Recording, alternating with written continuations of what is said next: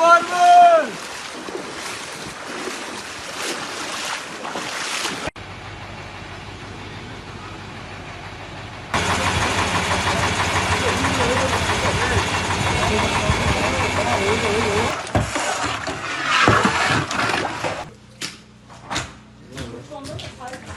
Hemşehrilerim razı hemşehrilerine rahmet. Bana şu çoğu var gelip hemşehri bizi karadı.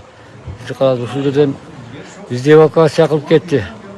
Bir uyuz bırak oldu. Mali yeşek emes ko.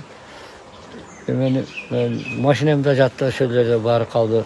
Her birinin tuğanlarına taşap hemşehrisi maşinası vardı taşap bir şonda jatıp sağırmayın ettiğimden geldik. Buna ben geldim ardından sırası hemşehrisim oldular yugurip geldiler.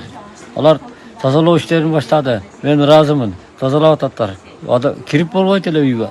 Ona hazır kişi kirip yendi köröykçü kanday oldu. Yendi kirişke boladı endi. Hemşehrisi hazırda da tazalao atat. Bular bütün katı işte atat. Bularga razı boluş gerek.